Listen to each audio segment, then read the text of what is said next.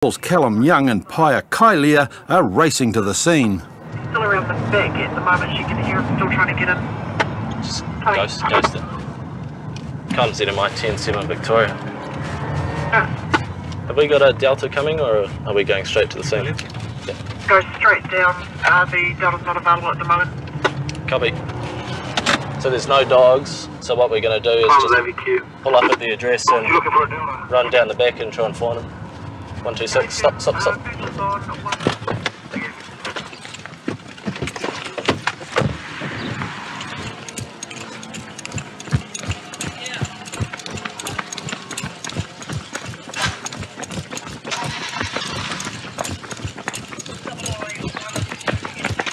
Joining other units at the address, the officers quickly surround the house.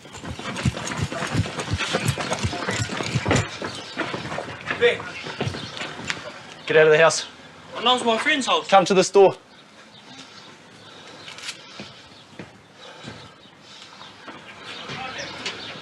Open the door.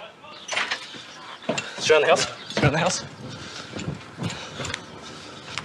I got this door.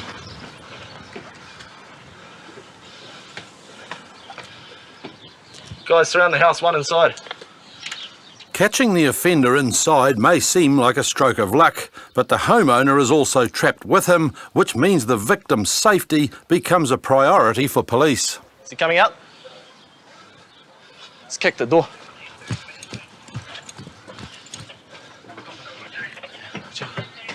Oh, it's a deadbolt.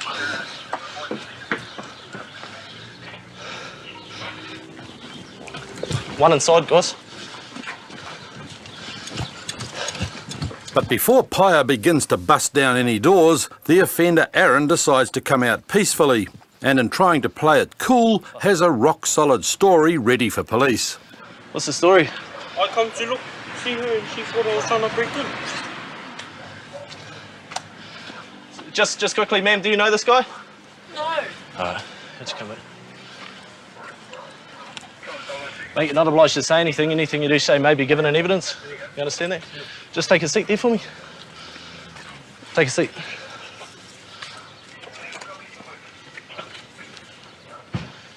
What's the story? Whose place is this? Oh, I just came and knocked on the door and the lady told me to wait because you guys are coming. Yeah. So why'd you come into the address? For someone stayed. Michael Shelley, because he just got up. I thought it was just his house. What? It wasn't you. Have you been to this address before? So why'd you go inside then? She told me to wait for the police, so I waited. Yeah, but why'd you go inside in the first place? I knocked in the... Because you were down by the garage before first day. Yeah. So your friend wouldn't have been in the garage, would he? As his story falls apart, so does Aaron, and after a little more persuasion, he decides to come clean. So what are you usually into for taking? Little things. You been into any other houses today? First one for the day and bus today. It sucks. Okay, you got anything in your pockets? No, nothing on you? You sure? Stand up, mate. I'm placing you under arrest. Okay, just turn around, place your hands behind your back. Not too tight. Back at the station, Aaron was processed for burglary and sent to the cells for the night. And when Paya and Callum checked his background, they found they hadn't been the only ones looking for him. He's actually got a few other wanted interviews regarding to some other charges, so there's actually another unit that's going to come down and question him about them. So he'll appear tomorrow, first thing in the morning, at the Auckland District Court, and all going well, he'll get a decent sentence. He's actually just come off a prison term for a similar offence, so fingers crossed he'll go back to where he came from. In court, Aaron was convicted on a burglary charge and sentenced to 8 months in prison. Road, are you on now? You on to James Laurie, going towards Great North Road. Columns in Life 4, we're coming down Te Ata 2 towards that location. It's a wet Wednesday night in West Auckland, and Constables Bruce Wilson and Deborah Leahy have just joined the pursuit of a stolen car that's speeding through Glendine. Going down North Cross on Humphrey Kemp. Just try and sit outside the pair that might be trying to get back there. Vehicle is a red Nissan Skyline Saloon. Registration suspect to a stolen vehicle. Hang on to Alderman. are you doing? Speed is 100k, heading up to the roundabout. If they come down here, put a partial block on but give them stacks of room, okay? Stacks of room. Yeah, okay. Right behind him. Speed a minute. Just speed now, please. Going around a roundabout, heading back down Te 2 Road towards Glendine Way. Put it in across Just the road. going past. Where? Turn Just around. slow down, just wait here. Just wait here. As Deborah positions the patrol car in the middle of the road, the runaway driver's heading straight towards them. Driving okay. Comms, no, just hold up. We're just going to hold it Behind on this truck. ABP gas tanker. What's he gone down? Going down Te F. Flip back around, go the other way. Don't follow him around. Speed 70. Just hold it. Manner of driving is okay, staying in the lane. Round corners. They're going to keep going for a while, so we're just going to follow Going around. past We're Cockatee gonna Street. Lights at Hepburn, intersection Great North. Keeps going, red light through Hepburn, through Great North, Hepburn intersection. Still going straight, he's slowing down. Just check it, can you slow your speed down, try and slow down. We've just gone right onto West Coast Road, past the Calston Shop.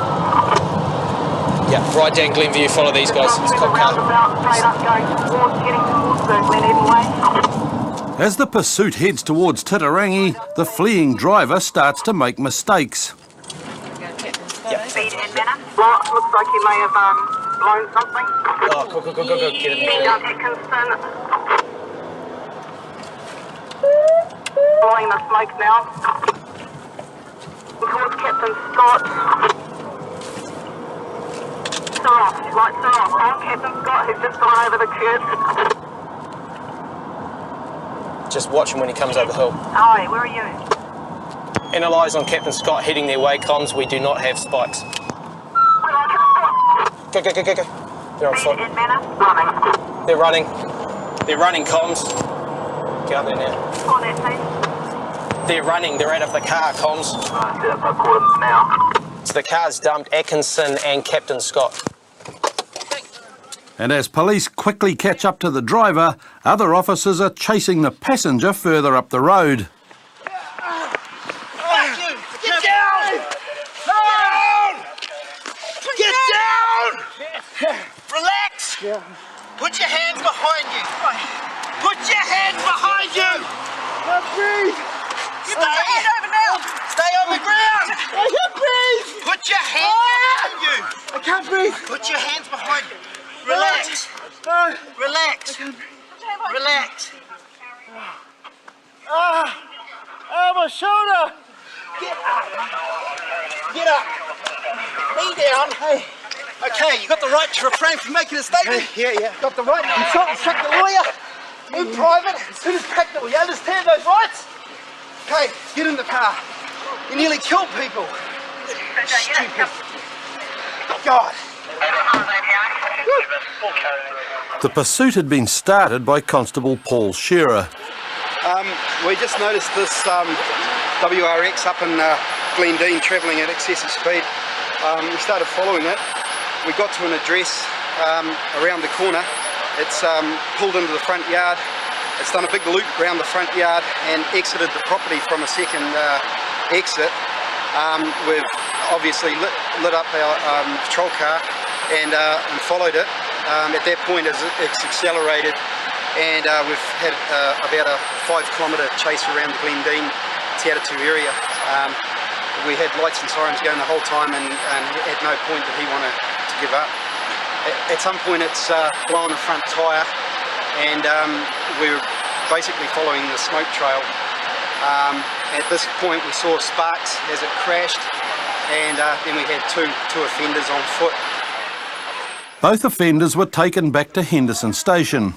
In court, the driver received a sentence of 18 months in prison and 6 months disqualification for unlawfully taking a vehicle, dangerous driving, failing to stop and possession of meth. The passenger was convicted on possession of meth and unlawfully entering a vehicle, and he received a sentence of 15 months. Pretty good lock-up. We've got both the guys out of the vehicle, and unfortunately the person's vehicle's pretty smashed up though.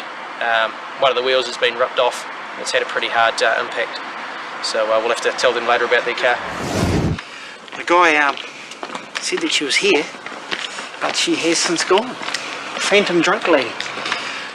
The phantom that Constables Des Gourlay and Kenny Turner are searching for has been wandering Auckland's North Shore, knocking on people's doors and asking for help. Now she's turned up at another house and called police. Let's come down and see if we can find her this time and see what she's been up to and why she's wandering around, knocking on people's doors. And she can't be sober or straight. When they get to the address, they find the young woman called Jenny clutching a telephone. And given all the uniforms and the flashing lights, Jenny's first question takes everyone by surprise. Sorry? Are you really the police? Nah. Of course we are the police. Hang up. You're talking to comms now, eh? Hang up. You're speaking to the police communicators, eh? Hang up now and come out and talk to us. What's your name? Sorry? Your name. She wants to know who I'm talking to. What's your name? She's talking to TNI2. Pardon? TNI2. TNI 2. Come on. I need identification first. There's children here. I'm in uniform. That's enough for you. Come on. Come on. This is the SWAT card. Come on. No, Hurry I'm up. not going. Come on. You're not going to hurt me? No. Don't touch me then, please. Come on. No. Hurry up. Come with us. Hurry Don't up. touch me and I'll walk by myself. Don't touch me and I'll Hurry walk by up. We're not mucking around. No. Hurry up. Come on. Let's go. Okay. Get out of these people's house. Nice. Jump in the back, eh? I've got a police car. Is that enough for you? No. Jump in the car. No, this is not right. Watch Hey, you can tell me, are you really the police? Of course we're the police. Show me some identification, please. Be cool. Okay, let me go. Let me go. Yeah. Just get in the car. Let I'll me let you go. go. Get in the car and I'll let you go. Come on. Okay. Take a seat. That's good. Stay there. Jenny's high on methamphetamine and she's got a strange story about a local P-lab. And then a friend appears suddenly at the top of the drive. What's happened? You Whereabouts have are you to come guys with staying? me. You have to come with me. You have to. Just come over here. What's happened, mate? Hey? Now you come over here. Don't talk to her. Whereabouts are you guys staying? In Browns Bay. In Browns Bay? Well, how'd you get here? Me? Yeah. I drove. Where's your car? Just there. Okay. Where's this motel she's talking about? I called the police already because I was worried. Yeah. So is that real? About this motel? Yeah. With her? Well, I don't know. That they're cooking pee there? Yeah. It is? Yeah. And a motel in this area here in Northcote. Yeah. What's her involvement? Well, I don't know. She was like, Because she seems a little bit paranoid and...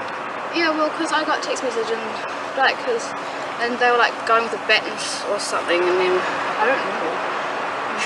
Okay. Can I go? You won't be able to talk to her because she's been detained, okay? But we're taking her back to the station, okay? You can either follow us and meet us there, or you can do whatever, okay? Okay. She's going to follow us, dude. So just relax. But it's hard to relax when you're high on P, and Jenny's fear of everyone and everything continues right through her processing at the North Shore Policing Centre. She's obviously been taking P, which she admitted to. Got what she was keeping the P in over here.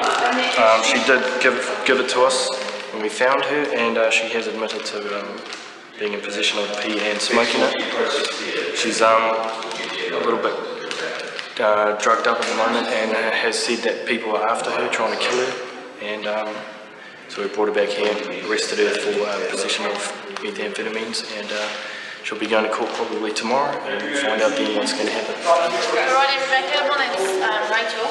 You may have considered brought in for drugs, and that's just going to take you for search, okay?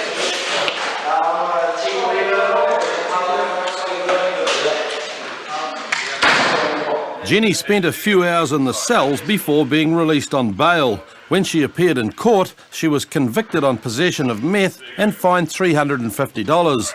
The P-lab she talked about was never found. It's Thursday night and Mount Wellington constables Jared Evans and Andy Sayer are on their way to investigate some unusual activity at an Onehunga scrapyard. Okay, we've just been called to a job where burglars are quite likely on premises. There's some males unloading a truck full of metal, and it's currently 9:15 at night, which isn't a normal time to be doing that kind of thing. At the scene, police find a car and trailer being loaded with stuff from the yard by two guys and a woman. Hey guys, what are you up to tonight? Well, looks like you're moving some wood around, but it's a strange time of night to be doing that, isn't it? What are you actually doing? don't worry with a piece of wood, mate. Put it down. Also, Yeah, well, obviously it does look a bit suspicious. A bunch of guys putting stuff on the back of a truck. Do you know whose stuff this is? Well, this is all ready to be taken away. It's all Oh, okay. You know that it's rubbish? Yeah. Oh, okay. Okay. So you've talked to the owner? Do you know the owner of this place? When Vara was, they were going to be coming in and putting a bin down, and we asked if we could take some of the stuff. try and jump on pipe. Okay. But Pete's attempts to bluff his way out of the situation are about to take a turn for the worse. He's on bail and should be safely at home by this time of night. Curfew of 2000 to 0700, not to associate with the complainant or the co-offender. To obtain the application on the day this was written from probation officer to keep an appointment, present self at door, not to consume alcohol, drugs and or any unauthorised drugs. Over. You're under arrest there. Under arrest for breach of bail. Because you're coming with us, you have a right to refrain from making a statement. You have a right to sound instruct the lawyer without delay in private. With Pete being arrested for breach of bail, police still have to establish whether the stuff being loaded into the trailer is rubbish or not, and eventually they find the owner of the yard. Oh, hi. This is Constable Evans from the Mount Wellington Police. Yeah, what we have is we've got some people trying to take the wire that you've got out of the front of your premises. Is that something you intended to keep? Okay.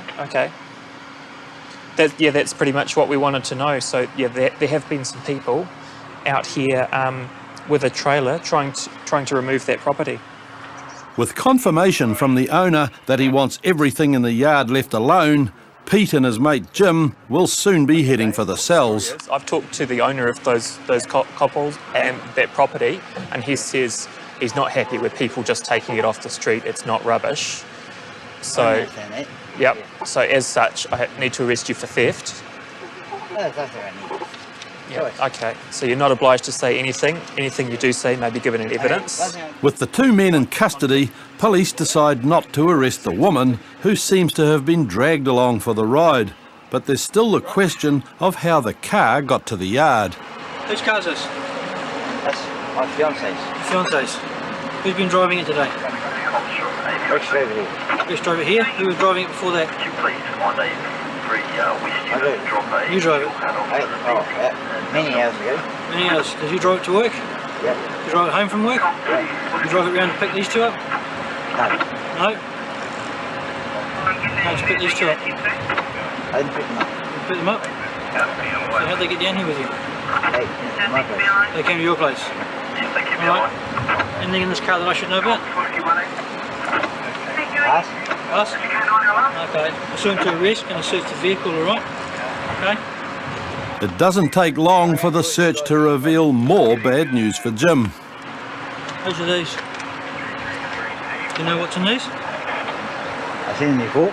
Yeah. And I do not touch them. You don't touch them? No, and I will voluntarily go back to this house. Okay. Your vehicle? Yep. These are your property. Actually not my vehicle. Well, you're in charge of it. Okay. You've told me that you've been driving it today. Right. Section 18(3) and 2. This is your Drugs Act. I'm going to search the vehicle for any more of this, alright? I understand where you came from. I'm quite happy for you to search the car. A thorough search of the car reveals nothing more, and after taking the woman home, Jim and Pete were taken to Auckland Central for processing. In court, Pete was found guilty of breach of bail, theft and possession of cannabis, and received 50 hours community service. Jim's charges were later dropped after he was dealt with on other matters. Auckland constables Dean Burrell and James Henderson are pulling over a driver who only seconds earlier erratically swerved in front of them. Evening, sir. Do you know why we've pulled you over? Don't you want to come over here? And a familiar smell immediately explains Jim's poor driving skills. Do you know why we've stopped you, sir? No. No? I'm going home. You're going home? Yeah. Did you see how fast you came out of the corner just before? Into the main road? No. Flew out of there. Could almost caused an accident. No. Have you got your licence on you? Yep. Have you been drinking at all tonight? No. You haven't been drinking tonight? I'm a driver. You're the driver? Can I have a look at your licence? That's it, you just went past it, I think. But that's my livelihood, I'm a driver. You sure you haven't been drinking tonight? No. No? I can't smell any of that on you. Find me, I'll live right here. Yep. And come back, you know, anytime you want. But that's my livelihood. Yeah. I'm a driver. Yeah. Jim may be a driver, but he's definitely not sober. And while Dean gets the roadside breath test kit, James checks out Jim's company car. How come your car hasn't been registered? Hold. Sorry? It's on hold and I'm going down the line to see my mum. On hold? What do you mean it's on hold? I'm paying people to do it up to scratch. Right. Yeah. And then you're going to get it registered? Yeah. Okay, because you know you shouldn't be driving it, eh? Yeah, I realise that. And like Jim's registration, his licence will also soon be gone. But first, police have to get Jim to complete the test. Okay, I now require you to undergo a breath screening test without delay. Yeah. What I need you to do is just to put your lips around that little tube there and blow into the bag, okay? One breath. One big breath. Yeah. Big breath. That's it. Keep blowing. Keep blowing, there's nothing going on. Keep it going. Blow harder. Harder. Get your tongue out of the way. This bag should be inflating, yeah? This bag should be, see, this bag's not inflating. You're not blowing into it. I need you to blow nice and hard. Right. See the bag? We need to blow it up like a balloon. Can you Yeah? turn my car out later We'll on? worry about your car in a minute. We need to Okay. blow this bag up, okay? So Okay. a big deep breath, and then blow it in. Fill this bag up. That's it. Fill her up. Come on, you're not blowing into it yet. We need you to fill it in. Come on, this bag's not moving. It's a frustrating few minutes. Fill it up. Blow. Keep going. Keep going. That's it. Keep it going. You're going well. Doing well. Keep it going. Keep it going. Fill that bag right up. That's it. Keep blowing. Blowing into it. One big breath. One big breath. Eventually, police get the result they expected. This is a failed result, okay? Because the crystals have come across as failed, right? Park my And car now, across because the it is a road. failed, okay, I now require you to accompany me to the Henderson Police Station or other such place for the purposes of an evidential breath test, blood test, or both, okay? There we Just go. bring me back here to my car. Yeah, if That's we all. can, we will. Can you put that on for me, I please, haven't sir? done much wrong, if you know what I mean. Yeah, I know, I understand. But you've been drinking, so we need to look after you, okay? We need to do some tests. Yeah. So did you have a few beers or something at home, did you? At work, I should say? No? At the very least, one. At the very least, one or two? Yeah? But no, one. Not more than one or two. Not more than one or two. Oh, okay. I'm a driver. Yep. Dean's sure that there's been far more than one or two, and the proof is in the evidential breath test. Keep going, mate. And stop there. Okay, the result you needed a 400 is 1137. Okay, so you're over by quite a lot. So you're 1,137. No, doesn't look like it. But Jim's not prepared to accept the evidence, even when the second test confirms the first. See that number there? You wanted 400. That's 1,137. That's your result. So you're more than twice over the limit. Okay? You're almost 3 times over the limit. The machine made a mistake. Sorry? The machine made a mistake. Oh, these machines are usually pretty good. They don't make too many mistakes, and this wouldn't have made a mistake tonight. Unfortunately for Jim, the judge agreed with Dean, and he was disqualified from driving for 1 year and 1 day. Just on there with that little crosses. He was sentenced to 9 months supervision, ordered to undergo alcohol counselling, and complete 250 hours of community service. Roger, if you're able to head to Motor Lodge, had a call from a... She's got a female there and taken up a couple of units, high on drugs and refusing to leave. Come here. But when Constables Craig Johnson and Lara Woods speak to the moteliers, it seems drugs isn't the only thing the unwanted guest has been doing. We definitely want her out. She's running a brothel up there. She's set 2 of our rooms up and she's got light fittings upside down with meshing over top of it. Okay. Not good for biz. So two rooms, 3 days? She was meant to have 2 rooms for 3 days. Okay. And she's running up a phone bill as well. And I don't think she's all with it. I would say that she's on some sort of drug. That wouldn't be unusual, would it? No. She's actually done a job on one of the top of the duvet covers, even though it's got a sheet on it. Oh, yeah. All of that duvet cover needs to come off and be cleaned. So what's the damage there? We're quite happy to give it $80 back. Yep. And that would and keep the 100. And that'd take care of everything? That would look after what's happened. But when Craig and Lara go to see Charlene, they find that she's got a number of accusations of her own. What? Hi there, how you going? Where are you going right there? I'm just talking to your mate. Who's my mate?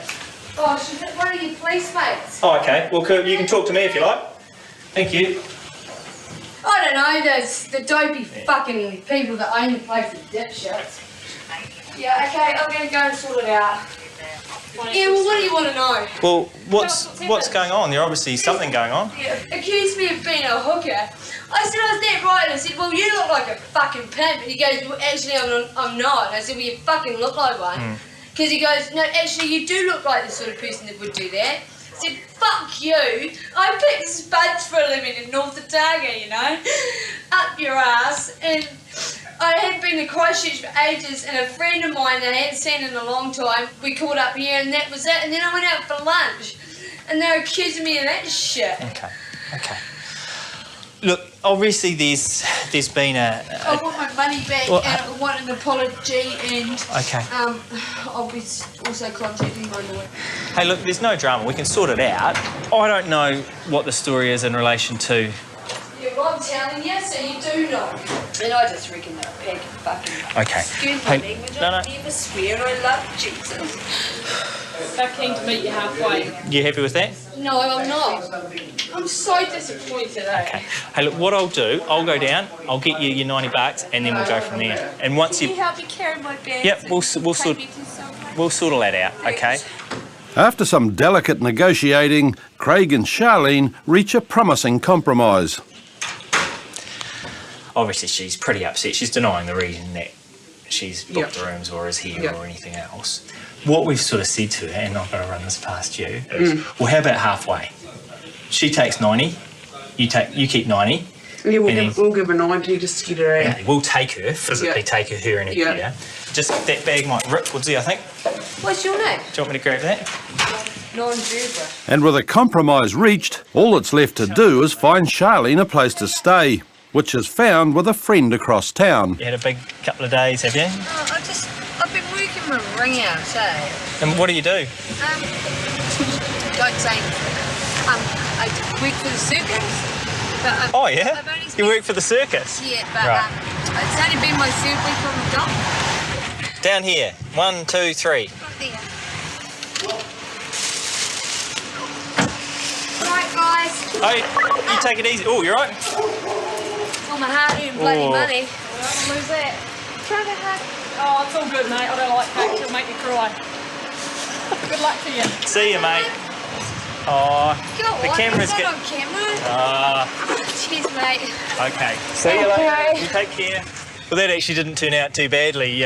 We found an address for her to go to, her and all her equipment, and we've dropped her off there. So she was all right. She calmed down quite a bit in the car. She was obviously upset at the actions in the motel, but in the end she was quite happy with what went on. So hopefully she's tucked away safe, and we'll carry on. It's 5 o'clock on Thursday afternoon, and West Auckland Constables Dorothy Revel and Nick Savage are speeding towards a dangerous situation. Okay, we've just been called to a armed incident in Glendine. Reports come through that there's a man carrying a rifle or a shotgun. So just heading there, going to go to a safe point where we're all going to meet before we go in and see what's going on. No current ops on the sky with the rifle. I think we'll just wait till Eagle goes 10-7 and start the call for that. Comms HSI 210-7, Corden. As police gather at the safe arrival point, they prepare themselves for an armed encounter. Yeah, I do. And when Eagle arrives, the presence of the suspect is confirmed. We think we've got our boy now out the back of the property with no shirt and it looks like blue boxer shorts. When dealing with armed offenders, the police policy is safety first.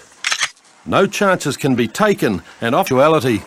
We've got Eagle overhead just keeping an eye on the address that this person with the firearm was seen to go in.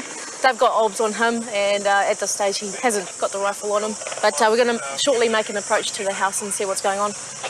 But before police can make their move, Eagle reports that the suspect has left the house and is driving directly towards their position. There it is. Is that it there? Pistol's out. This one?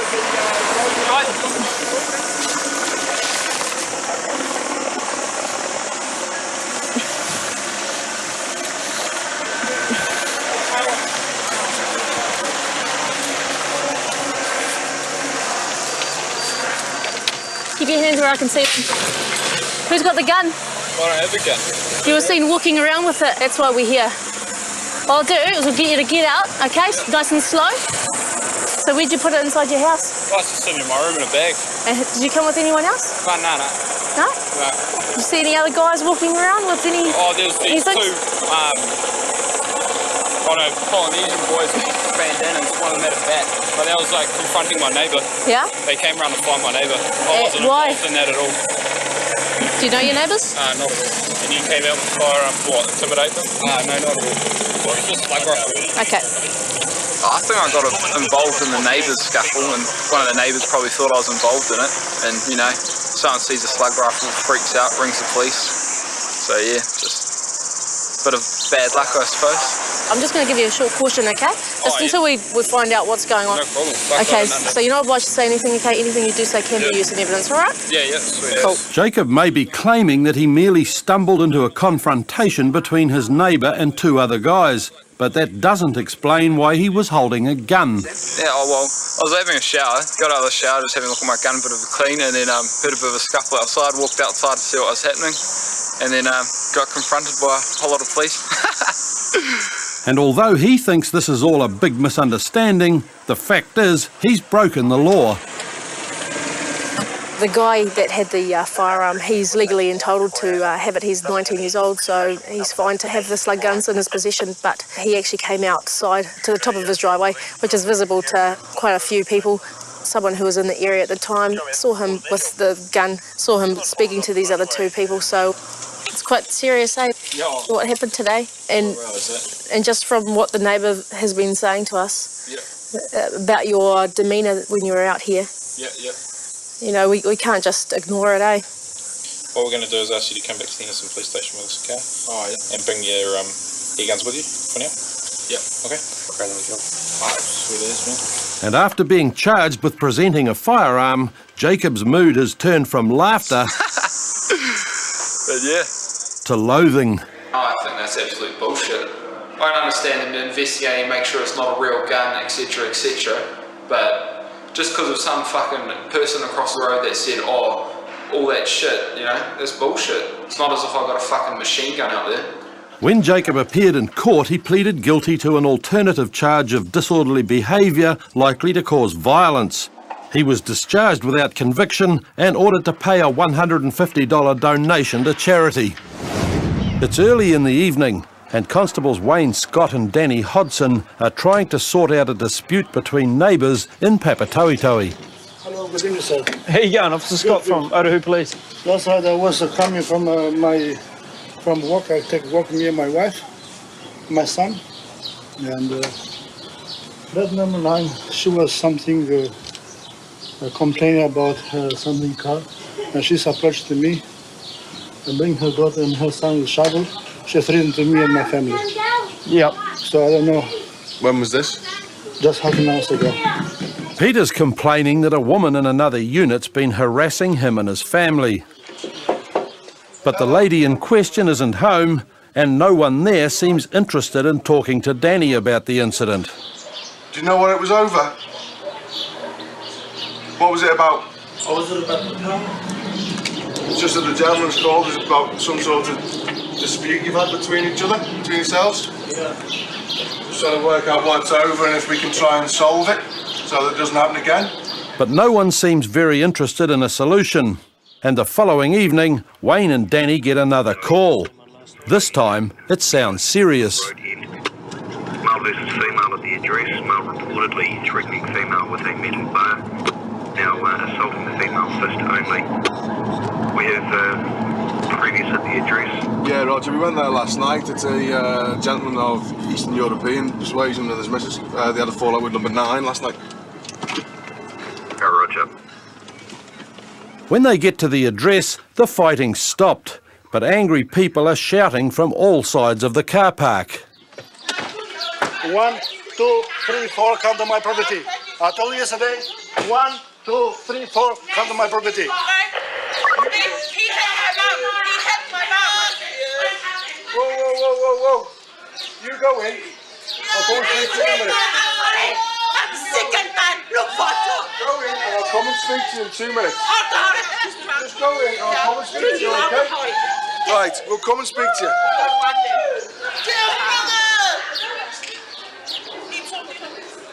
Go in. I got graduated today. Wait, go in. I'm involved in it. Right, I'll come and speak to you in a minute. They started Okay? it. We'll just come and speak to you in a minute. Just keep up to speed. Let's calm everyone down, yeah? Okay. Everyone's getting told exactly the same. When Wayne and Danny get the situation under control, they can start to get to the bottom of the problem. But, as is often the case, the two sides in this story are completely different. All right, what's happened tonight? The same things I told you yesterday.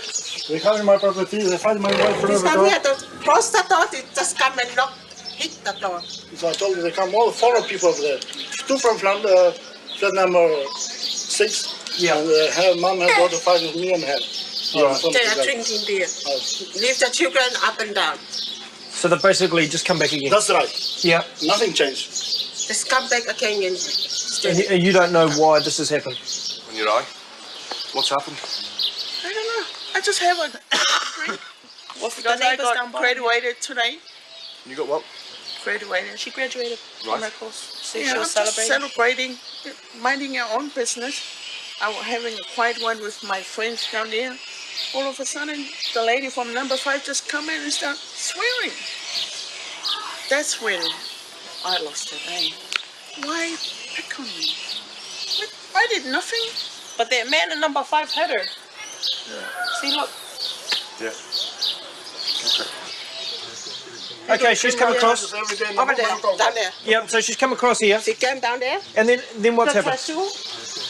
That's your shoe? With her daughter, and then I start to fight. Then I fight. Yeah. And those are her shoes? That's why, no, I told her, don't come here to my property. I don't want to fight. She want to fight, you know. And she come, and we fight. Okay. I fight for my life. But although Peter's wife is doing all the talking, it's Peter that's being accused of attacking and injuring Tracy. And according to another neighbour called Dave, this isn't the first time Peter's caused trouble. Neighbour, what can you say about number 5 man?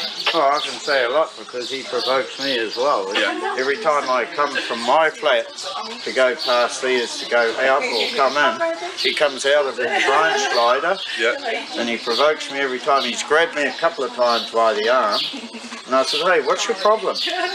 You know, and then even when I'm home in the weekends, and if the door is locked, and even if my windows are open, he's trying the door like this.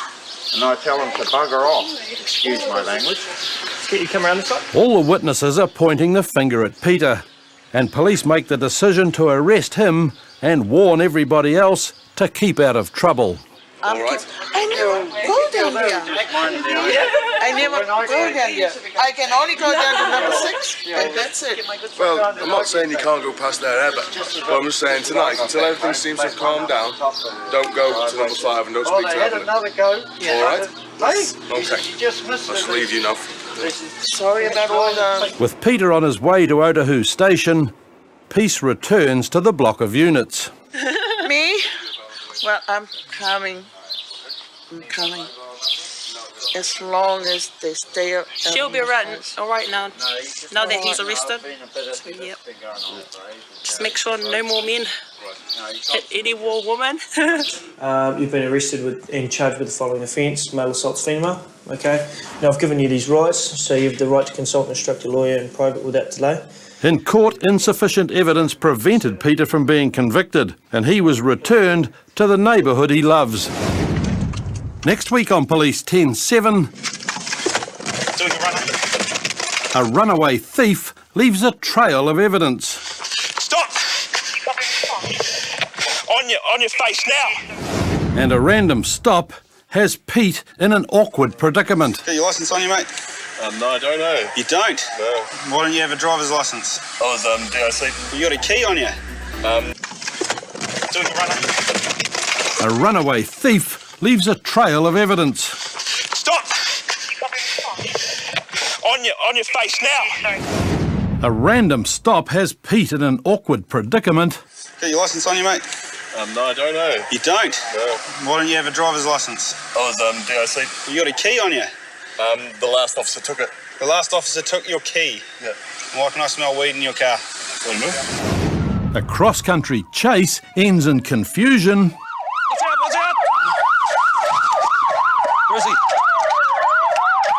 Where are you? Police struggle to control a disoriented drunk. You don't know these people. No! Don't resist. Okay, don't resist. No! And a convenient case of amnesia creates problems for police. You don't know your own name. Right, turn around, you're under arrest for giving false details, okay? Hands behind your back. Got into a car. I didn't even know the driver. Next thing I know, I'm on the police chase. It was scary. I didn't know what was happening. Luckily, the police helped me out tonight. Just half an hour before Justin's impassioned plea of ignorance, the car he'd been travelling in was being followed through Auckland's Mission Bay by Constables John Rewati and Brad Kirtland. Comms in, am I too? Mario, aye? Yep. Yeah, 3T with... on Mario in Mission Bay. But as Brad approaches the car, the driver makes a very bad decision.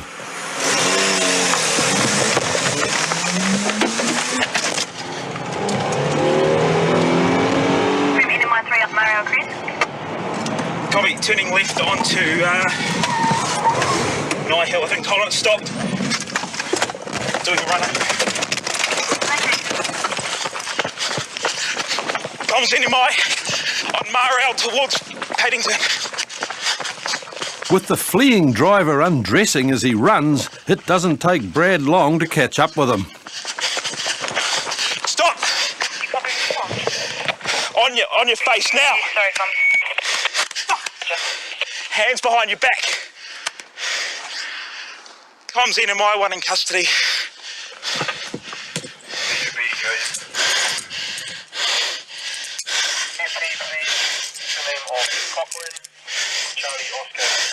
Okay, mate, you're under arrest. Failing to stop. Okay, get up. Up.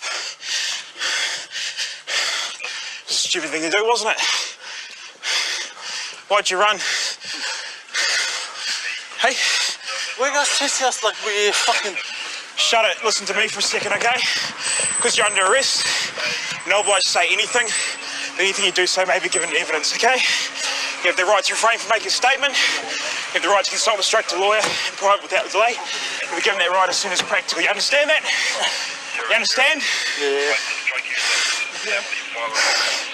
There's stuff all down here. Not yet. As Brad catches his breath, the only thing he's got out of the driver is a name, Frank. But he's carrying nothing that would identify him. Who carries a wallet with nothing in it? I guess so. We'll get him out of here, we'll stick him in here. Sweet ass. Take it back to your partner. He's got clothes and stuff that he's dumping as he ran. Is he? all along the footpath here. I think he lost his shoe somewhere as well. Oh, no, it's all, there's nothing up there. All along here, back towards where we stopped him. While Brad's been chasing Frank, the passengers from the car have stuck around to talk to John Rewity. But Justin's story is one police hear all the time. So you don't know this kid? No, bro. I don't know this dude at all, The bro. V might know him. No. Oh, fuck. I just jumped in the car, bro, and next thing I know, everything was fucked. And there's nothing I could do, seriously, brother. There's nothing I could do there, sir. I was just in a bad predicament, wrong place, wrong time. The passengers would all get to walk home, but Frank has major problems, and it seems that he's brought it all on to avoid a ticket. Why'd you run? Why'd you run? What do you got to hide? So I've got no license. You got no licence and that's it. It's not the crime of the century, mate. You just stopped and stayed where you were and let us have a chat to you. Everything probably would have been pretty sweet. Instead you tried to take off. Would have let me off. Nah, mate, if all you've got to worry about is the fact that you don't have a licence. Have you been forbidden before? Forbidden from driving? It's all that would have happened. We would have given you a traffic offence notice forbidding you from driving. That would have been it. But a close examination of Frank's car has revealed a number of other issues. It hasn't been registered for a couple of years. So, I don't know what one. So is the only reason why he ran was because he's unlicensed driver? It sounds like it. So it's probably just tickets galore for him. That's the easy way out. Frank's decision to run has cost him dearly and resulted in $1,000 worth of tickets for no warrant, no registration and driving a prohibited vehicle. Officers Ben Lee and Jeff Gibson are heading to Auckland Central Station when they spot a car making an illegal turn in front of them. For the occupants of the vehicle, the high of their evening is about to come to an end. How you doing? Hey, bro. Got your licence on you, mate? No, I don't know. You don't? No. You got a key on you? The last officer took it. The last officer took your key? Yeah. Right. Who's the car registered to? Me. Why don't you have a driver's licence? I lost it about a month ago. Lost it as in we took it, or lost it as in can't find it? I was DIC. Why can I smell weed in your car? What do you mean? Can you smell weed? I can. Oh, okay. So what are we going to do? Well, what would you like to do? Well, I guess I'll have to tell you that under Section 18.2 of the Misuse of Drugs Act, okay, I'm going to search your car and both of you. All right. All right. Do you want to step out? Or? Yep, jump out of the car. Whereabouts is the weed? You can give it to me or I can search for it. How do you want to do this? I would rather just give it to you. Excellent. Is that all you've got? Yeah. That's it? I swear to God, Whose is it, obviously? I just brought it tonight. It's your bag, is it? I just picked them up in Parnell. So have you guys got anything else in the car you're not supposed to have?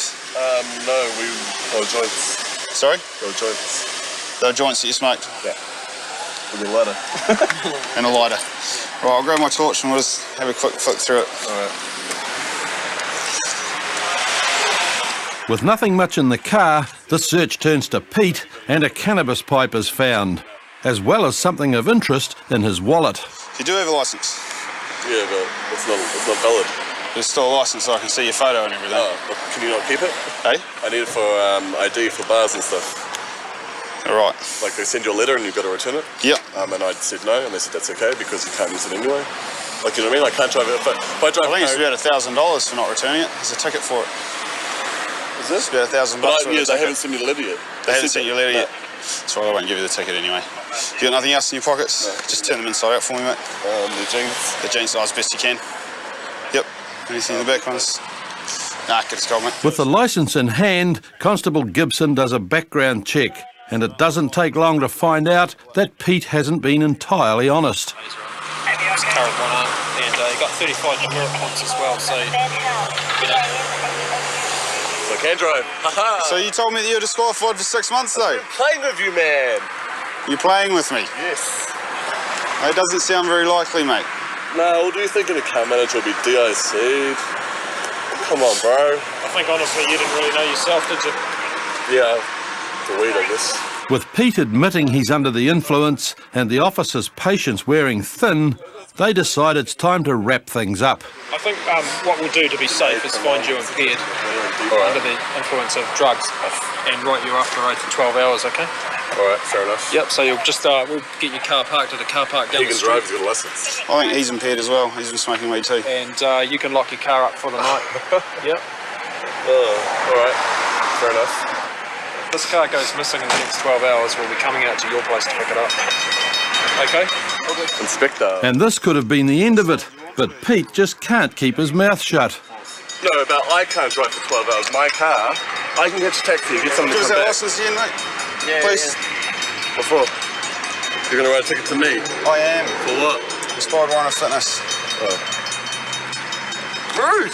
Alright, now if I were you, I'll drop the attitude, alright? We're going to do you a favour, and you made a favour by warning you for the cannabis and the pipe and the utensils, alright? So you need to remember that. Right. Get that into your head and think that the reason I'm giving you a warning is because I don't think you need to be arrested to learn the lesson. Right. If you keep acting like a clown and carrying on like you are, then it might make me think you're not going to learn the lesson from a warning. Alright. Alright? Yeah, alright. Pete and his friend were sent on their way with a $200 fine and a stiff warning. Fuck, I'm taking my fucking piss. Go over there and do what you're told. Shit. Where's my star point, mate? Is that right? You want to get locked up, boy? At the scene of an accident, police have encountered stiff resistance from the passengers of a crashed vehicle. What is it? Fuck, no, You don't know your own name. Right, turn around, you're under arrest for giving false details, okay? Hands behind your back. And Delta Unit Paul Cleary and his dog Stone have been called to track down the driver who's bolted into nearby properties. Where are you from? I live here. Oh, okay. Did you see the guy run? No, I just saw some fella run out there and went that way. With confirmation the driver's run through here, it's not long before Stone picks up a scent.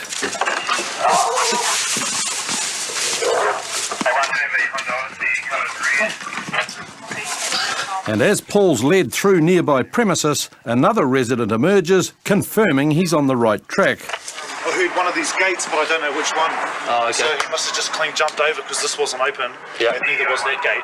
And when he heard me coming through, then he just bolted around that corner there.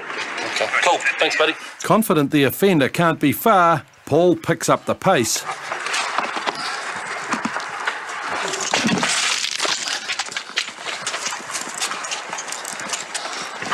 But the trail runs cold as abruptly as it started, and it appears this offender may have given police the slip.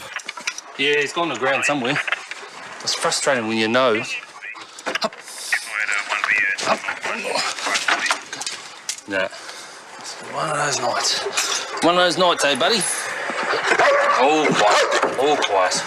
But this night is far from over, and before Paul can catch his breath, he's called to assist with another dangerous driver.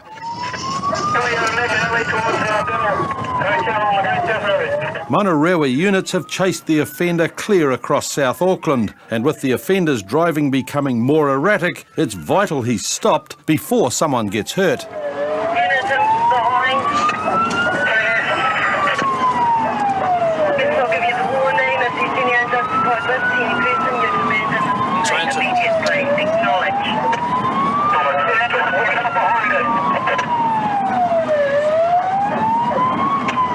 By using a shortcut, Paul hopes to get in front of the offender, but any advantage is lost with the arrival of an unexpected obstacle. Train. Got nothing but can do but stop. Southbound GSR past Mahia Road, copy. Southbound, it's coming this way. ASAM, going under the motorway now, southbound GSR. Comes over. Yeah, we're at GSR, rightward was spot. Gemini still southbound, I believe the vehicle has been... And the short delay is just enough for the offender to get away from Paul. There it goes. But up ahead, another unit is getting into position.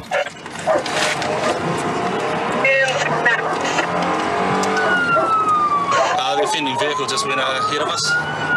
Just getting in behind it now. We're trying to... Yeah, and go from there. And with spikes being laid ahead, there's every chance the driver will run for it, and Paul needs to close the gap so they don't lose the offender on foot.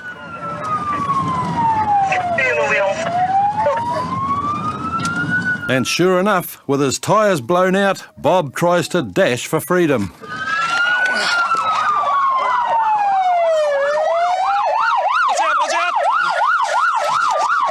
Where is he? Where are ya?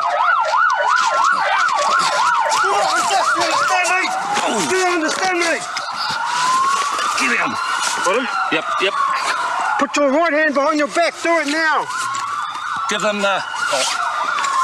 I've got cuffs, mate. I've got cuffs. Put his right hand? Yep, just keep holding him. Cuffs. I got him. Tail comes the cigarette. Ready on me. Okay. Grab one. Don't resist, fella. Over arm. Yep. Gives the arm, mate. Gives the arm. Put your right hand behind your back. Do it now.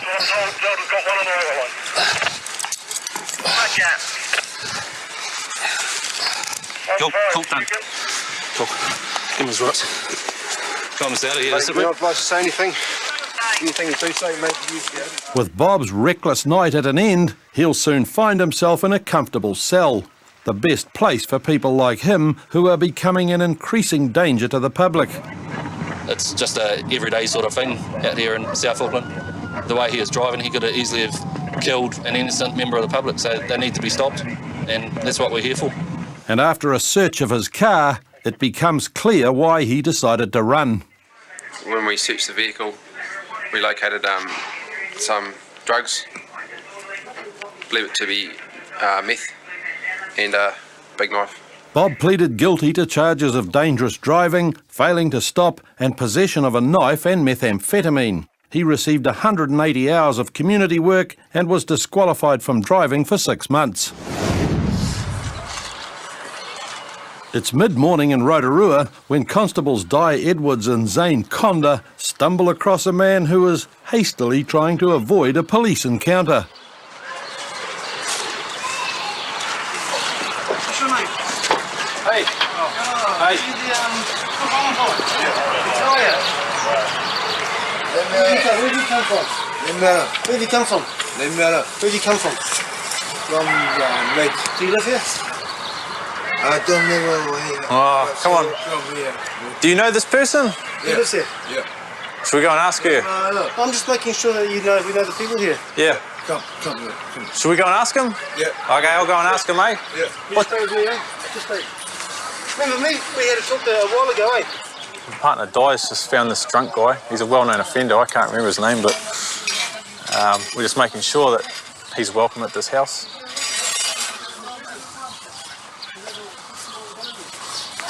Do you know this guy? Who? This guy? Oh, can I get through the window and have a look? Yeah. He's really drunk. Is he on my lawn? Yeah.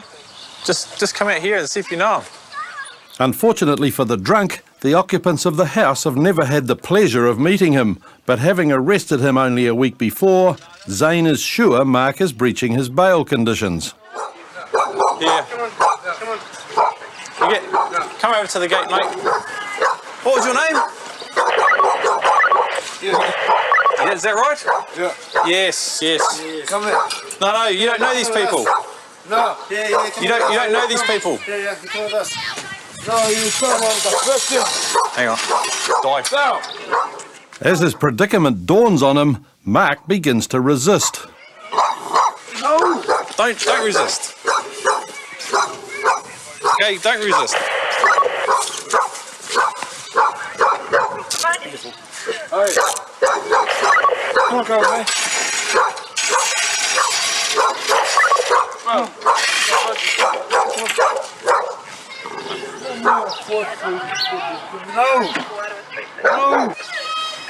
She's the owner of the house. No one knows you at this house. No, she's the owner of the house. Cool. Come on, jump in the car. What's your head? She's the owner of the house. What's your head? Taxi back. We'll probably take him back to the police station for a detox. He's really drunk. He's quite an aggressive sort of offender sometimes. Yeah. How much have you been drinking today? Myself? Yeah, yourself. I don't know. Copy now. But she's the one that's telling me. No, how much have you been drinking? About 3, 4, 5 cans. Oh, okay. That's not many. Doesn't smell like it, eh? What have you been drinking? 6 cans. 6 cans. What have you been drinking? Eh? What? Beer? Wine? Beer. Oh, beer. Beer, and that's, Mister. Yeah? I'm not telling you shit to you, sir. But you know you're not supposed to be drinking, eh, while you're on bail? I don't know. You don't remember signing that little bit of paper? I don't know. We'll go back to the station there and check it out. Someone like that, we pretty much have to take off the street. They're either going to be a danger to themselves or somebody else. So we're sort of obliged to get them out of that situation and bring them back. He'll probably have a couple of hours sleep here to sober up. And if we find that he is breaching his bail, then he'll be staying here until the next court date. Mark was found to be breaching his bail conditions, but after a night detoxing in the cells, he was released the next morning. Keep going. Next week on Police 10-7, a drunk driver tries quenching his thirst despite his dilemma. Excuse me, would you give me a glass of water, please? No? I'm pretty thirsty, eh? I'd like a drink of water if that's okay. A would-be car thief offers some poignant words of wisdom. Just don't, I don't know, just don't jump in cars with people that you don't really know. Bay of Plenty's drug industry gets hit where it hurts. I'm not happy. Bummed out. Look for a new career, I suppose. And an intoxicated teen takes an and Adiko Elliott have just witnessed a car doing a burnout right in front of them. Instead of a burn off at that intersection. When they pull the car over, the driver, John, decides to play it cool, and hoping they'll go easy on him, he openly admits he's done wrong. Oh yeah, my sustainable protection was my fault. Yes, I didn't really do it. Okay, at this stage I'll let you know that you're not obliged to say anything. So anything you do say maybe give evidence. So you admit to having a sustained loss of traction. Why is that? Oh, just because I was in the wrong lane and I was like lazy. Okay. But when Jeff explains the zero-tolerance policy towards dangerous driving, John's cool, calm demeanour begins to crumble. At this stage, you're under arrest for sustained loss of traction. Is it an arrestable? Yeah, it's an arrestable offence. Oh, this chick's got my son, bro, my baby boy. I'm not lying. That's alright, calm down. This chick's got my boy right now, man. Take a break. I just dropped my son off with this chick. Yeah, I understand that, but I just picked it up. Well, it gets a little bit worse than that. You're also going to lose the car under the boy. No, I can't, bro. I've got no car. And under the Boy Racer Act. Oh, I'm not boy racing, Yeah, and I know you guys can choose that. I do know that. I was not boy racing, man. I'm not a boy racer. I'm a bloody father, man. It's under the Boy Racer Act. But I'm not like that, and I whose promise car you is it? that. Mine. I just fixed it, and it's all just going. I've got my pre-warrant. Comes ATI, I've got 3 online. I've just spoken. I sympathise with you, but it's the law, okay? With his fate sealed, John slowly melts into a blubbering mess. Please just stop there, just stop. No, you need to take a break. I'm not trying to... And as Adiko calls for a tow truck, John's passenger makes a valiant attempt at clearing his friend's name. What about yourself? I've got all my tools. Say you were driving. I've got all my tools. I've got everything in that car. I've got everything in my... He's probably going to lose his license for a while. He's been already suspended once previously, not long ago, and his car is going to be towed away as well and impounded for 28 days. Despite his friend's efforts, no amount of stretching the truth would save John from being burnt by his burnout, which cost him his licence for 6 months and a $350 fine. And as darkness falls, Jeff and Constable Ian Carter once again find themselves pursuing another reckless driver, but this time the driver is refusing to stop. Maybe. Here we go. Comms 8 to side 3. In pursuit. Location. So we're down a dead end. They're pulling into a driveway. Unsure of the road. It's just off Great North Road. Confirm on the property now. Donna Dewey, we've got them blocked in. You go up Great North Road from Henderson. We got them stopped. Why didn't you stop?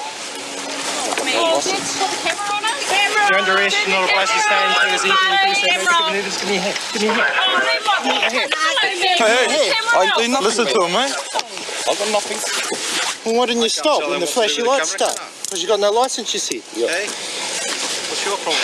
No licence. Well, what if it shows that I'm front? Well, there's no need to do a runner for that, eh? That's not going to help you. Come over to the car, please. No, we'll do that later.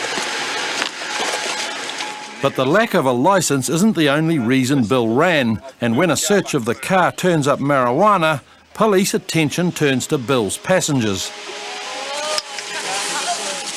Ladies, just so you know, there's somebody, don't worry about that at this stage, there's actually cannabis under the seat there, so we're now invoking a drug search, alright? Hey, listen to this. Under section 18, subsection 2 of the Misuse of Drugs Act 1975, alright? We're going to be searching you guys in the vehicle, alright? Because you guys have been detained for that purpose. You've got the right to refrain from making a statement, the right to consult and instruct a lawyer without delay in private, okay? Hey, you've been warned already for your language, okay? When Doreen doesn't heed the police warning, her arrest for disorderly behaviour is immediate. For making a statement, the right to consult and instruct a lawyer without delay in private. And Jeff soon discovers the reason for Doreen's attitude. Is there any meth or just a pipe? I don't know, I haven't. I've only got so far as that. Alright, we could go through that at base if you want. Oh, yeah, sweet as. Okay, at this stage, the female I've arrested has got a methamphetamine pipe, possibly methamphetamine. We haven't checked through her bags properly yet. There's also, where she was situated in a vehicle, a small bag containing a small amount of cannabis sitting on the footwell where she was. And the larger bag of cannabis was on the other side in the back seat, just tucked underneath the passenger seat. We're just going to continue to search the vehicle, see if we can locate any more illegal substances, and you got more? With an illegal weapon added to the list, police wrap up the search. But when a background check on Bill comes through, Jeff realises how lucky they were that Bill cooperated. WTI, forbidden to drive. There's also a caution there that says when dealing with him carries and presents knives at police. Was entered a couple of months ago. Whose is the knife that was in the car? Not your knife, okay. Where have you come from? Well, they wanted to leave. We just came back to south. Oh, you got snapped. You're going the wrong way to go south. You were coming down the hill. South, you go up the hill. You're lost. Yeah, they were telling me. You should never take directions from someone who's stoned and drunk. Yeah, I was hungry. Oh, you're hungry. But while the girls may have gotten Bill lost, there's no doubt where he and his friends are going now. And in court, Bill received 2 months imprisonment and 6 months disqualification for failing to stop and driving while disqualified. Beth received 40 hours of community service for permitting drug use in a vehicle. I was just driving down to Glen Innes to do my shopping, as I always do on a Friday night. And I have to tell you that, yes, my heart did take a drop when I got pulled up. Earlier that evening, Guy had tried to avoid the Auckland booze bus, but unfortunately for him, Constables Patrick Dean and Lee Tai had set up to intercept runners just like him. We're going to become the chase car, so we'll be sitting up the road and just waiting to see what cars do U-turns, and then we'll be stopping them to see what their reason is. Not always alcohol, sometimes it's because the cars aren't up to standard or they've got the wrong class licence, but always definitely worth trying to catch up with them. And it's not long before Guy makes the U-turn that could cost him his licence. Yes. Go ahead, 19. Okay, we're just going to go off with this car now, who turned quickly into this driveway. Oh, I see what I have to take. Pass me my hat. Hello. How are you tonight? I'm gone. You're gone? Yes, sir. Why is that then? What do you mean by you're gone? I blow that. I'm done for drunken driving. You done for drunken driving, so you have been drinking tonight? Yes, sir. Okay. I'll just get you to do a little test here to confirm it. Have you done one of these tests before of blowing in the bag? No, sir. Okay. Now, the driveway that you pulled into here, do you know the people who live here? No, sir, I don't. Okay, why did you pull into that driveway? Well, I was going to the supermarket. Yes, and you're going to the supermarket and... Yes, yep. And so why did you pull into this driveway? I saw that down there, sir. You saw the checkpoint? Yes, sir. Okay. So how much have you been drinking tonight? I've had 4 glasses of wine. 4 glasses of wine. Over what sort of period of time? Oh, a couple of hours. Okay. And you think that'll put you over? Yes, sir. Okay. Guy's open admission is not something the police get very often. And while a breath test is the next step in the process, Guy doesn't believe it's necessary to prove the inevitable outcome. Haven't used these for quite a while. Okay, I know it's fine. Now the idea of this is just to put your lips around the tube there. I'm done. And blow. I'm gone. Okay, well let's see what the test says first. And just put your lips around the tube there. I'm gone, sir. I'm finished. Okay, just and continue blowing until the bag's fully inflated. That's great if you keep going. No, we need a little bit more to continuously blow. Yep, keep blowing, and a little bit more. There was it. Okay. You can see their green crystals have gone past that yellow line. Yes, sir. So I suspect now that you are driving over the limit. So what I'll do is I now require you to accompany me to either the booze bus or any other such places for the purpose of evidential breath test, blood test, or both. Convinced this is the beginning of the end, Guy accompanies Patrick to the booze bus. I'm gone. I'm very sorry. I'm done for drunken driving. And after some belated formalities, I'm Guy. How do you do? Guy, good. Patrick moves on to more pressing matters. These are just designed so that anyone can do it. So I'm trying to go as hard as I can. I'm sorry. That's okay. So if you just have another go and Regulate them off for the registration. yeah, and continue that, that's excellent. If you just continue doing that and continue and keep, yep, that'll do. So we'll see what that reading comes up with. I've finished. Well, we'll just wait to see what happens. 340, you're under. It's very close. One more drink and you would have been over. But the legal limit's 400 and this is 340. Very close. So it's fine, that's your driver's license back. Having cheated fate, Guy is now free to finish his shopping, but not before sharing some gracious words of gratitude. I applaud the police for what they're doing, because there are far too many people that just drink totally irresponsible, very irresponsible, and they have absolutely no regard for other road users. And I think good on the police for what they're doing. Yeah, good details. It's a job's coming from base. It's a 1K male in the park there on Devon Park. He's incoherent. He's got a box of beers, possibly sniffing glue. Informant does advise that 3 other males are approaching the 1K male. Informant reckons he'll possibly get into trouble. With what sounds like a mugging in the making, South Auckland Constables Leighton Murahu and Gary Ferguson waste little time in getting to the park. Com 704, 10-7. On arrival, there seems to be very little bothering the victim, Greg. G'day, brother. Oh, yeah, bro. How are you? Oh, good. Not too bad. Are you huffing, mate? All right. You all right? Yeah. Put that aside, please. Oh, yeah. If someone's phoned us, they're concerned about you. Yeah, I'm trying to get there and they went away with my money. Hey, the key. Oh, they tried taking your money? Yeah. Who were they? The young fellows. I don't know. You're not too sure? Yeah. Okay.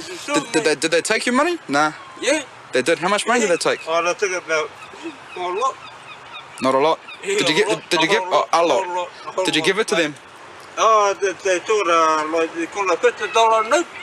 Okay then. Foggy from the solvent abuse, Greg has trouble giving police any details. But in this state, he was an easy target for the thieves. How long have you been here? Oh, I've only been here for about 2 hours. 2 hours. 2 hours, and you've been huffing the whole time. Huh? And you've been sniffing glue the whole time.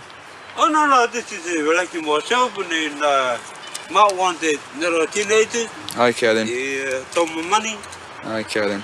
So keep them occupied, mate. Trying to check. Where did they go to? Oh, they went that way. How many? A search of the park confirms the kids have gone, and with little information, there's not much more the police can do except make sure Greg makes it safely home. Okay, put your boots on, bro. Put them on, we'll give you a ride home, eh? Yeah, just bin that. This stuff's bad for you, mate. This glue, eh? Oh, no. But the thing is, won't be long. People are going to get it. You right? Yep. Come on there, mate. Our car's just over this way. Too dangerous in here, eh? Oh, I know. Do you have anything in your pockets, mate? Knives, guns, bazookas, bombs? None of that, mate? Okay, we'll take you home, mate, huh? Later that evening in South Auckland, Sergeant Rupert Friend spots a car speeding and swerving dangerously. Hello. Hello. Stopped you because of your speed. Do you know what speed you were doing down Weymouth Road? Down Weymouth Road, do you know what speed you were doing? No? What's the speed limit down Weymouth Road? 50. Yeah, you were doing 67. Yeah. How much you had to drink tonight? 3 cans. 3 cans. How big were the cans? This big? You were weaving down the road, just about hitting the traffic island, then just about hitting the parked car.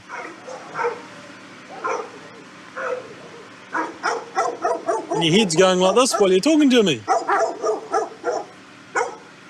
You got your licence on you? It's obvious that Simon's had more than 3 cans, but as Rupert checks his details, the beer becomes the least of Simon's problems. Minister subject's known. He's on active with bail conditions. Drivers 1 Romeo and 35 demerits. Flag 4 users carries a knife or other weapon. Stand by for active and bail conditions. Roger. With confirmation of a previous history, Rupert digs deeper into Simon's past. And while this isn't the first time he's offended in New Zealand, it may well be the last. Our driver is unlawfully in New Zealand. He's an overstayer. The way the process works is that police can serve a removal order on a person once it's been issued by immigration, but that can only be done at a police station. He's highly intoxicated as a driver, so I'll start the drink driving process, and once we have enough to get him back to the station on that, if the removal order is forthcoming, we'll cease the drink driving process at that point. All right, it says Fail General. Now require you to accompany me to the Manurewa police station or any other such place for the purpose of an evidential breath test, blood test or both. Do you understand that? Okay. And by the time they get back to Manurewa station, immigration has confirmed Simon's an illegal alien. Yeah, you knew you weren't supposed to be in New Zealand? You should have already left? Yeah. How long ago should you have left? Might be 4 or 5 years now. Yeah, well, you just come here on 6-month visitor permit. Yeah. And you've been here 7 years. Yeah, 7 years. So why didn't you go home? I don't know. This is an immigration removal order. You are unlawfully in New Zealand and you are being removed. You are now under arrest. A few days later, Simon was returned to Western Samoa, and as a result, the drink driving charges were withdrawn. All I've got is a male cork, 17 years old. I'm just trying to bring the informant back. I think he's outside. Copy. If he's able to keep obs, that'd be appreciated, as long as he don't put himself in a situation where he might get hurt. On Auckland's North Shore, a man is following kids who are reportedly vandalising cars, and Officer Warwick Stainton and Laura Ellis are racing to his aid. I'm sorry, he's actually gone out of the address, gone into the park. And I don't have a mobile number, so I'm unable to get through to him either. Losing contact with the informant raises concerns for his safety, as situations like this easily turn sour in a darkened park. Just cruise over next to the actual wharf.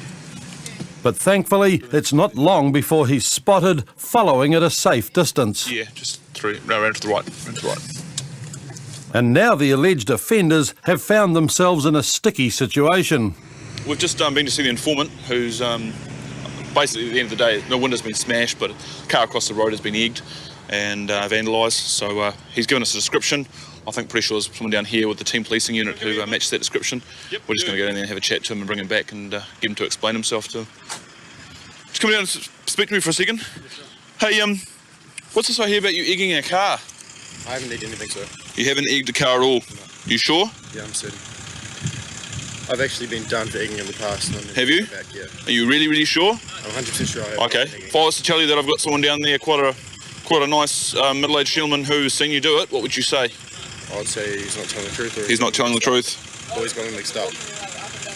I haven't been eating, sir, I promise. Okay.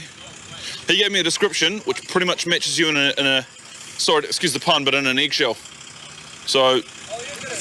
I haven't been egging, I promise, I swear. You haven't been egging at all. So look at your hands. The other side. Okay. Let's go back down here and see this guy. Yeah, sure. And see what he has to say about it, all right? With a history as an egger, Clinton's innocent pleas aren't fooling anyone. And upon closer inspection, police discover evidence of his foul exploits. What's that? It's my strap. Yeah, what's the gooey, egg yolky looking stuff on it? Let me look at your hands. Your hands out. I was touching them with my finger, but... I can see a streak of egg along your arm there. That's a cut. Is it? Yeah. It's like crusty, dried up stuff. It does. I haven't been egging, I swear. This is what's going to happen. I need you to be 100% honest with me, all right? And that will affect the outcome of the situation, yes, okay? Yeah. Has someone from your group been egging? Yeah. Yep. Okay. What I'm going to get you guys to do, as a group, is to go back, come back here, take off your top layer of t-shirts, and clean the egg off the vehicle. And that will avoid you being arrested. Does that sound fair? Yeah, that's fair. Okay. Do you want to cruise back to your mates? Just bring them back here, clean the vehicles down. It wasn't on me though. Yep. All right, mate. Admitting defeat, Clinton crosses the road to get his friends on the other side, where they hatch a plan to clean the egg-coated cars. It's not fair that someone wakes up in the morning and their car's covered in egg. So that'll resolve the matter nicely, in my belief, and hopefully prevent them from doing it in the future now that they know that people will actually watch and then call us when that sort of stuff happens. So if you're over here, thanks. Hey guys, just over here as well, thanks. This car here. All right, hold a sec. Just the parts with the egg on it's fine, guys. Yep, sure. You guys are so lucky you're not going into the cells, though. Is there any more? Is that it? Get it done quickly and then you guys can all leave, eh? Though it may have seemed like a harmless prank, the boys have now found the yolks on them, though they all agree a blemish on their shirts is better than a stain on their records. So tonight you've got egg back on your jerseys, and that's all.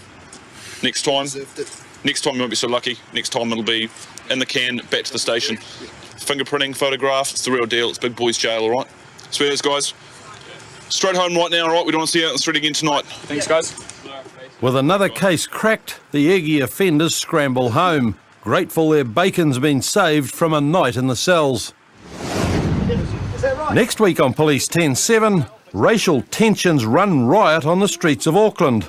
You get an Asian calling a Māori boy a nigger. What do you do? This Māori boy hurt him. I wanted to fucking maim him. I wanted to send him back to China in a fucking box, man.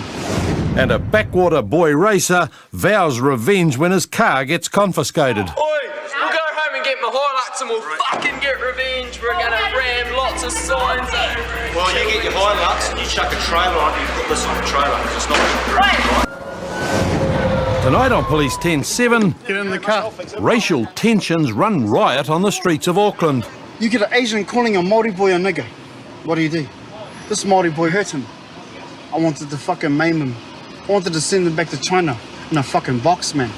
A backwater boy racer vows revenge when his car gets confiscated. Oi, we'll go home and get my Hilux and we'll fucking get revenge. We're gonna ram lots of signs over. Well, you get your Hilux and you chuck a trailer on it, you put this on the trailer, because it's not right. A drunk driver rips through the streets of Auckland. Commons, we're travelling about 47 k's an hour. And a squabble between siblings turns sour. My brother fucking punched me in the face more than once. Okay. And Constables Hayden Petherbridge and Scott Johnson are responding to a call about a theft from a downtown bar. But the offenders are described as male Māori, medium build, short curly blue jeans and jacket. He's on foot heading down customs, copy. He kicked down the toilet and toilet door, and stole a wallet. With this guy here? Yeah, absolutely. We're about to that. Comscruff and I were off with that male now. By the time police get to the scene, two passers-by have caught and held the suspect. Okay, you're under arrest for shoplifting, okay? No, I'm not shoplifting, mate. Yep. I'm not shoplifting at all. This guy should let me go. We'll let you go when the man's got you. Mate, he's stopped with this guy too. They're trying to take his wallet. Oh, for fuck's sakes. But this isn't a case of shoplifting. the offender attacked and robbed a young Vietnamese guy before legging it down Queen Street with Victor Brownlee and Eddie Hauraki in hot pursuit. Yeah. Your fault, mate. Hey, there might be a threat. Definitely. Is that right? Get in the car. I'll fix it. Yeah. Just get in the car. Your Honour. Get in the car. There's a bit of a commotion going on. Little Asian fella here saying that another chap had taken off with his wallet. The other boys, of course, saying no. Bar staff hold on to this poor fella and let the guy with the wallet do the runner. So I didn't think that was right. So a bit of chase and managed to catch up with him. Yeah, another one of the boys from the public come along. We subdued the guy till the coppers got here, and they've done a good job. When he got here, he actually admitted that he'd taken something off him, but he said he got it back. Yeah. So. All right, well, you've done a good job. That's all right. Good deed. No problem. And, yeah, if we have any problems, I'll get back to you. Yeah. Okay. Okay, mate. Thank you, my friend. Thank you very much. Come back and chat with your beer, won't you? Thank you very much. That's an excellent effort. Thanks, mate. Yeah, no worries. Hey, you can't let them get away with that. But next thing you know, we're taking a dear old lady. With the two local heroes on their way, police can start to get to the bottom of the alleged assault.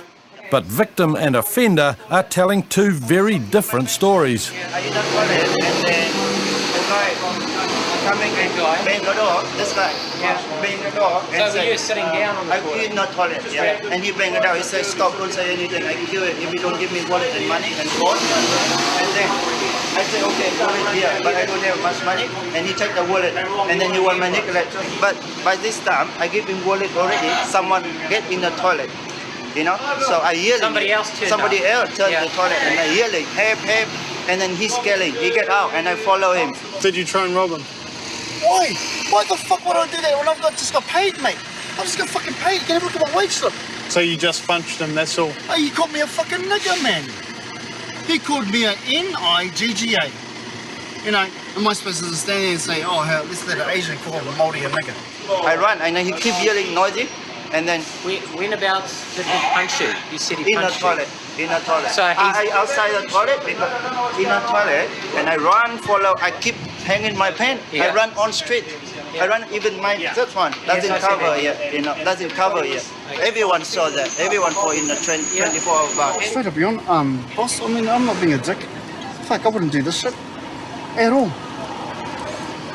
You get an Asian calling a Māori boy a nigger. What do? Walk away? Yeah, you would walk away, eh? Not this Māori boy. This Māori boy retaliated within the wrong intentions, man, to hurt him. I hurt him. I fucking wanted to hurt him, bro. I wanted to fucking maim him. I wanted to send him back to China in a fucking box, man. Apart from the fact that Hugh doesn't come from China in the first place, Paul's in serious trouble. Inquiries at the bar confirm that there was no racial abuse, and the violent robbery happened after Hugh pulled out a big wad of $20 notes. Yeah, he tried to add my money as well, but that one, just could be about $880 because I know exactly how much money I got. And then he's give me money as well. But lucky me. You didn't have that money in your wallet, did you? Yeah, lucky, not in a wallet. It was in your your pocket. Yeah, Okay. he take in a wallet, but. Did you actually see him in the bar at all? Do you know? No, I didn't see him at all. I didn't because there are too many people, so I didn't see him at all. Yeah. But there's a good chance he may have seen you. Yeah, could be he follow or he already see. That's why he go inside. By this stage, there's little doubt as to whose story is the true one, and even Paul recognises he's in trouble. Now I'm fucked. End of story. Blah, blah, blah. Lucky me today got a couple of public people help. Otherwise, that Maori man double side me. How come I stop him? You know. The moral of the story is, mate, I fucked up. I had an Asian where I shouldn't have. Could have been worse. I could have killed him. Then we're going up on a murder rap. Would have killed him. Isn't that what you wanted to do? That's what you said to him. Boss, I wanted to fucking rip his head off and shove it up his ass. Take that and rewind it back. Why would you want to do that? I'm a dick, mate. I'm a fucking dickhead. You get those fellas? Mothers have them, mate. I'm one of them. Nobody disagreed with Paul's assessment, and in court he pleaded guilty to all charges and was sentenced to 15 months in prison. In Invercargill, Police and Land Transport New Zealand are in the middle of a vehicle road safety campaign, Operation Stagger, and Constables Regan Price and Todd Utteridge have just found the evening's first customer. It's got a bit of a dodgy car that we're going to take to the vehicle inspectors to have a look. Just from this angle, looks like the exhaust held on by a piece of string, which is not safe. Your exhaust pipe looks like it's held on by a piece of string. No, it's not. It's got a rubber mount. Oh, yeah? Do you want to jump out and show us? It's definitely got a rubber mount. I got pulled over Thursday night. Oh, yeah? And asked about it. Or they had a look at it. There is a rubber mount there. Just here. Oh, yeah. Hey, we've got some guys that are checking cars tonight to make sure that they're safe. So what we'll do is we're going to follow you down Clyde Street to Ettrick Street, where you'll turn left. I don't know where to go. Oh, you follow us then. Despite his attempts to forego the check, Daniel soon finds himself at the testing site. But as it happens. And though the inconvenience may have darkened his mood, the inspector's verdict is about to make it worse. You won't pass them on the fitness like that. We're going to green sticker the car, which means that the car will be written off the road, but the boys will be able to drive home. And then to get it back on the road, they have to take it to a vehicle testing station to be recertified, and then they can just drive it from there. As vehicles go, Daniel's isn't too bad, and thankfully his cooperative attitude has made Regan's job easier. But not everyone is this civil, as Constable Peter Creppen discovers when a problem's found with the car he's just brought in.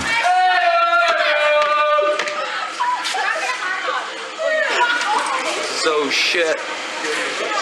No brake fluid in the back part of the master cylinder. There's possibly no brakes in one part of the circuit. Nah, it's mid. No, it's not with it. No. It's probably worse than the one last time. At least it had, good brakes on the front. While no brakes is the deadliest of this car's problems, it's not the only one. And after consultation with the LTSA, police decide to remove it from the road. Cops again. That's fuck you, it's too hot for the cops and they can't handle it. They're just too jealous. They're just gonna fucking be gay. They just don't want us cool. Yeah. What's the story? There's no brake fluid in your brake cylinder, mate. Oi, bullshit! I'll fucking decide.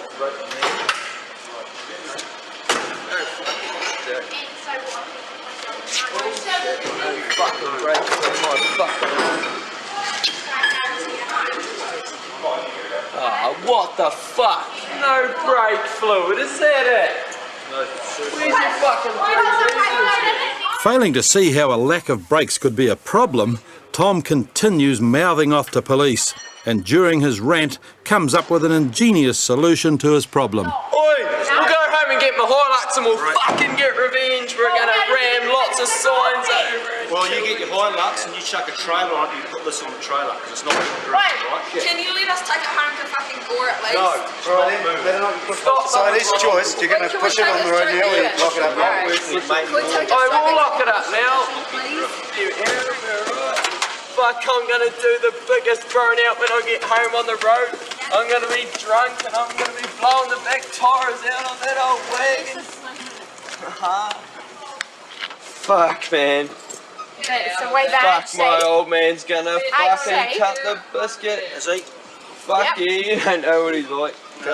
He used to have a fucking, he spotted a black 56 French wagon. He used to come down here and blow all the street lights out with this shotgun. Well, that's good. Sounds like a real intelligent guy. Yeah, he is. And he was there when that cop got shot too. My window smashed in last night. Despite his promises of retribution, Tom never returned to exact revenge. Yeah, man.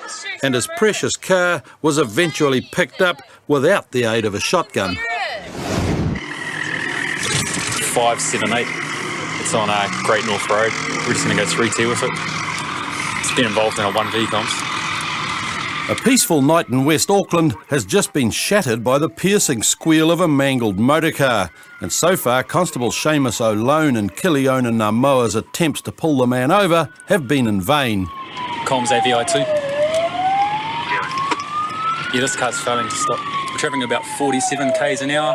While it's hardly classed as a high-speed chase, this pursuit still presents many dangers, a fact made evident when the vehicle begins losing control. Yeah, we're travelling towards Avondale Great North Road. Registration Bravo Charlie Golf. He's been involved in one VCOMs, he's all over the road. He's having trouble steering it.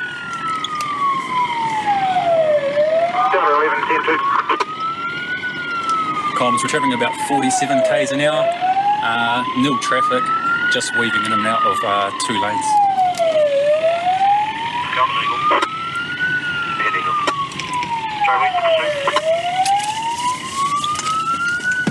Comms, he's pulled over now at 15. And when the car eventually winds to a halt, police act quickly to secure the occupants. What the hell are you doing? Get out of the car.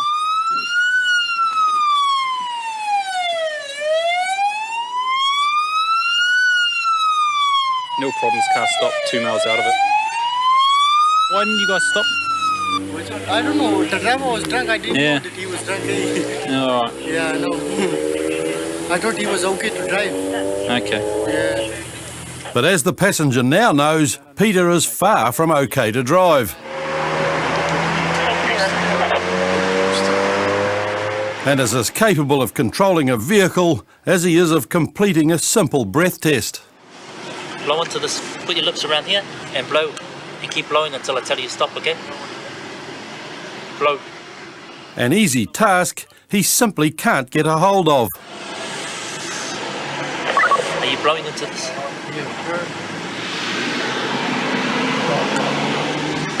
Go, blow. Keep blowing, keep blowing, keep blowing, keep blowing. Just do it again, bro. Keep going. Right there. Take a deep breath. When I say blow, blow, okay? Until I tell you to stop, okay?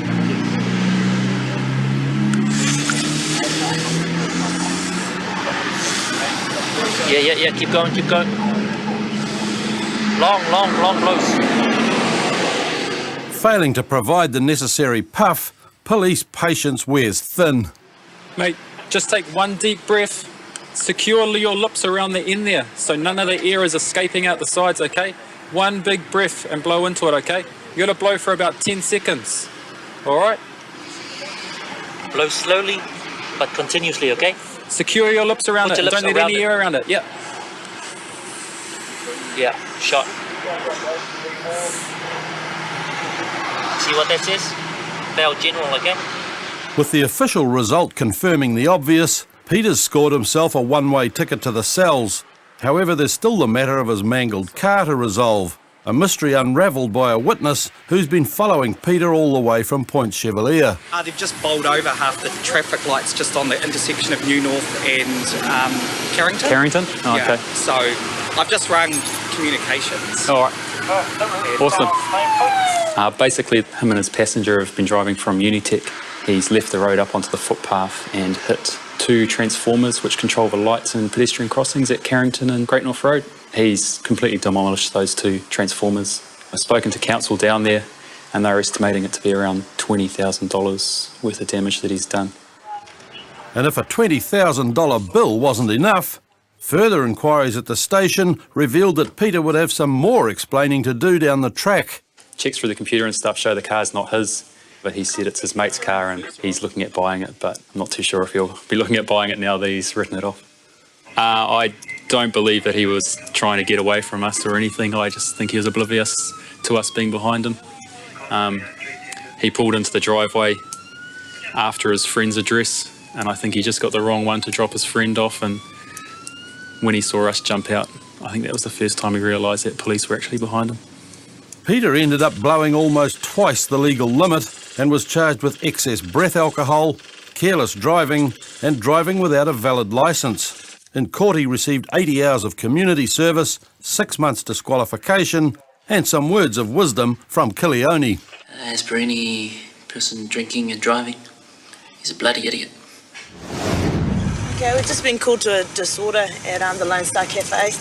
4 people fighting on the street and 1 female down on the ground with the ambos on their way. When Dunedin constables Janelle Tate and Jonathan Pearce arrive, they find out that the brawl has an unusual twist to it. It's between a sister and her two brothers. That is my brother. Okay. My brother and his wife separated a few weeks ago. There's a bit of family things went down. My sister, my father, myself went to the rugby. I come into work, they come in with me. Yeah. My brother turned up with a few of his mates. Tried to apologise to my sister about a few things that have been said. Yeah. She said, I'm not interested at the moment. Yeah. So I had a few drinks. Next minute, I saw him in her face, and then I saw her flying into one of the video machines. Yeah. Along with one of our other patrons. Yeah. So from what I understand, it's your brother's... My brother fucking punched me in the face. Okay. More than once. Okay. We're going to get I've got to lock it your details. somewhere. Yeah.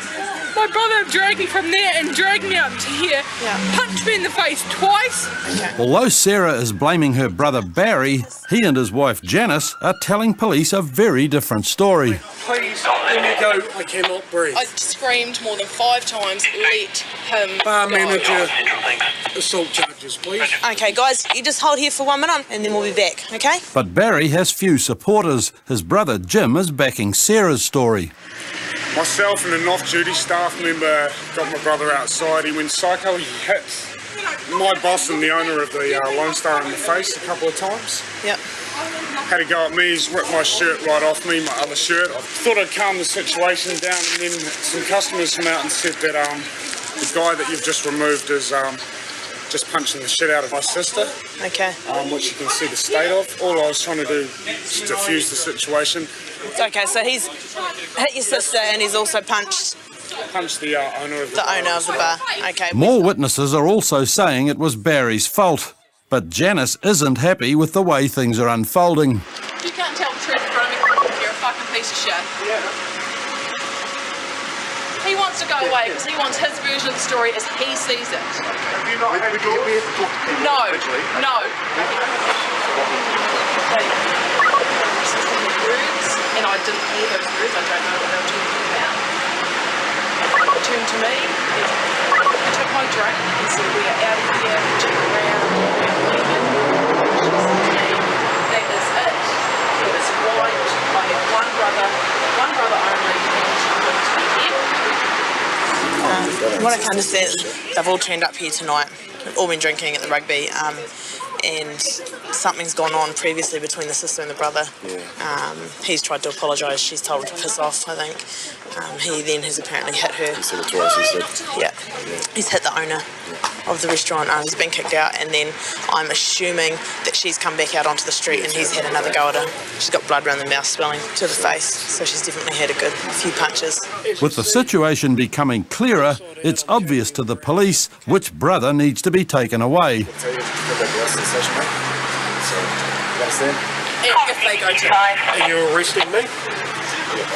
If they go to, they must be arrested for what they did. I want high charges on the Okay, we can't deal with that at the moment, okay? We're dealing with this one first. Okay, and you will arrest them too? No. No, well... At the moment, I'm not going to argue about this with you, okay? I will come with. I'm coming with him. Not in the same car, you won't. You'll have to make your own way to the station, okay?